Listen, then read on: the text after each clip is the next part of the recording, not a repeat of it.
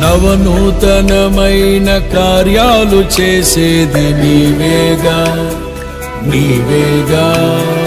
అత్యున్నతమైన స్థలములపై నడిపేది నీవేగా నీవేగా.